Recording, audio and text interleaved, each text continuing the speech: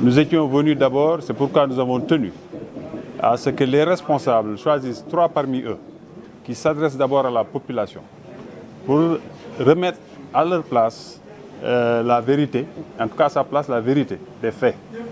Depuis lors, nous entendons qu'il y a un déficit de communication de la responsabilité de l'État du Sénégal. Je pense qu'ils viennent de vous démontrer que cela n'est pas avéré.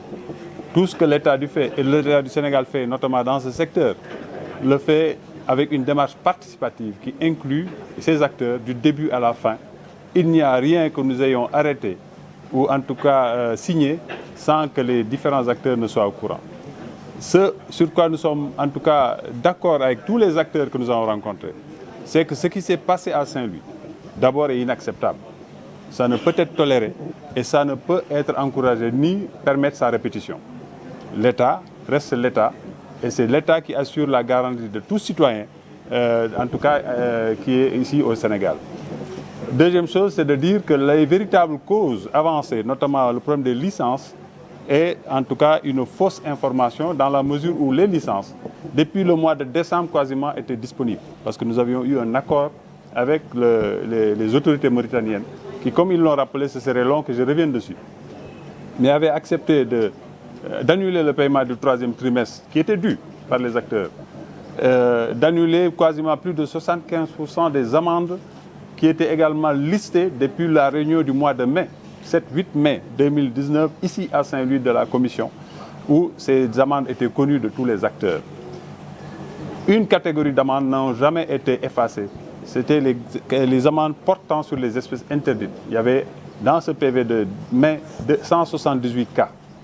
Il se trouve qu'une fois cela achevé, le 24, 25, 26 janvier passé, la commission était là à Saint-Louis avec les autorités mauritaniennes pour délivrer les licences. Les Mauritaniens étaient venus avec les 400 licences pour les délivrer. Il se trouve que était conditionné justement le paiement de ces espèces, en tout cas de ces amendes qui n'avaient pas été effacées.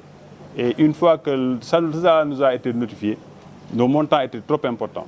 Nous avons pris notre responsabilité au niveau du département, toujours pour protéger ces acteurs-là, sachant que c'est très difficile pour eux de devoir faire face à quasiment 330 millions d'amendes qu'ils avaient reconnues auparavant, depuis le mois de mai passé, que c'était dû, que nous avons préféré continuer encore à négocier avec les autorités mauritaniennes et ne pas autoriser la délivrance de 47% de ces licences, ce qui aurait été encore problématique parce que c'était déjà accepté quasiment le fait et ça allait rendre les négociations plus difficiles.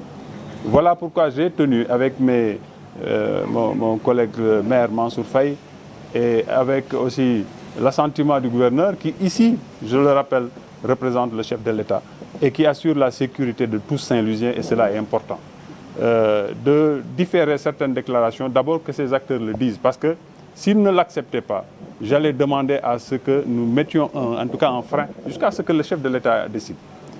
Remercier ici les autorités mauritaniennes et en premier chef le chef de l'État de la République islamique de Mauritanie. Remercier le ministre des Pêches et de l'économie maritime de Mauritanie. Remercier l'ambassadeur de la République islamique de Mauritanie ici au Sénégal. Parce que tous ces gens, depuis lors, nous sommes quotidiennement presque, en dehors du président bien sûr, vous comprendrez pourquoi, en relation pour apporter une solution à ces questions-là. Et une fois que cette information est donnée et qu'elle est vérifiée, elle est en tout cas la bonne, je fais noter aux acteurs qu'ils ne le savent pas au moment où je parle. Ils ne le savent pas que grâce au président de la République Macky Sall, parce que le président de la Mauritanie dit que le président Macky Sall est un frère à lui et qu'il ne veut pas qu'il ait en tout cas des difficultés par rapport à une solution qu'il a lui entre les mains. Je pense l'avoir déjà dit à la télévision il y a 2 jours de cela. Et il avait déjà accepté, en tout cas instruit ses services pour qu'ils puissent annuler ces amendes qui restaient. Les annuler, c'est pour nous permettre de partir sur un bon pied. Donc aujourd'hui, les licences, les autorités mauritaniennes sont là, chez nous, mais pour des problèmes de sécurité, nous avions demandé quand même qu'ils restent en tout cas dans leur bureau. Je pense qu'ils sont avec le gouverneur. Ils sont ici avec les licences et ces amendes qui posaient problème, les autorités mauritaniennes ont accepté de le faire vraiment dans cette relation particulière et très rapprochée de fraternité que les deux chefs de l'État, en tout cas qui lient les deux chefs de l'État. Donc cela, encore, c'est un plus qu'on nous donne. C'est-à-dire c'est quasiment vraiment de l'inespéré parce que nous négocions, nous nous battions pour qu'ils acceptent de nous diminuer ces pénalités-là que nous, en tant qu'autorité, avions accepté avec nos acteurs que ces pénalités-là étaient dues, parce que ce n'est pas acceptable. Voilà un peu la situation du moment et je rebondis derrière ces acteurs pour dire qu'il est avéré que ces mouvements-là ont d'autres motifs qui n'ont rien à voir avec ce problème de licence, parce que tous les acteurs savaient que les licences étaient là. Leur souci, c'était que justement, il ne fallait pas que ces licences retournent en Mauritanie, mais ils comprennent aujourd'hui que libérer seulement 47% des... on n'aurait peut-être pas eu la chance d'avoir le gain que nous avons aujourd'hui. Donc l'État encore considérait qu'aujourd'hui a pu leur effacer plus de 668 millions si on prend l'intégralité d'amendes qui étaient dues. Et qui dit amende dit comportement en marge de la règle, en marge du protocole signé. Pour qu'en partant d'ici, que nos acteurs sachent, en tout cas moi, responsable de ce département, je ne retournerai plus négocier des amendes. Donc que les gens sachent que quand nous signons un accord, cet accord est censé être respecté. Et que donc, quand on respecte un accord, il n'y a plus d'amende. Parce qu'il n'y avait pas d'amende depuis décembre, fin décembre, les licences étaient disponibles. Donc voilà ce que je pouvais vous dire. Remercier encore une fois les autorités administratives qui sont là. Dire que du point de vue des responsabilités, personnellement, je demande à ce que ceux qui sont coupables de ces actes inqualifiables, en tout cas, qu'on puisse les laisser face à leurs responsabilités. Parce que ce n'est pas acceptable. On ne peut pas prendre en otage une ville parce qu'on parle de 400 licences, mais je rappelle que c'est 200 propriétaires.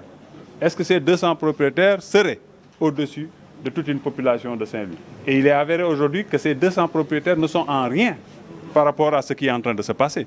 Ils ne sont ni coupables, ni instigateurs, d'après leur dire. C'est pourquoi j'ai tenu à ce qu'ils le disent eux-mêmes, qu'on ne le dise pas à leur place. Donc cela n'est pas acceptable. Nous demandons à nos jeunes, parce que ce sont nos parents, de ne plus se faire embarquer dans ce genre d'aventure sans lendemain, parce que l'État restera l'État et force restera à la loi. Donc voilà ce que je tenais à vous dire en tout cas, pour dire que logiquement, en partant de là, en tout cas du point de vue du secteur de la pêche, vous l'avez dit, l'économie de la région en dépend fortement. Il n'y a plus en tout cas de frein à cela, mais que nos acteurs en tirent une leçon. Ils ont été boucs émissaires dans une histoire qui n'a rien à voir avec leur activité. Donc ils assument ces responsabilités-là et qu'à l'intérieur de Guet-Ndar, que les vérités qui doivent être dites soient dites. Voilà ce que je tenais à vous dire vraiment.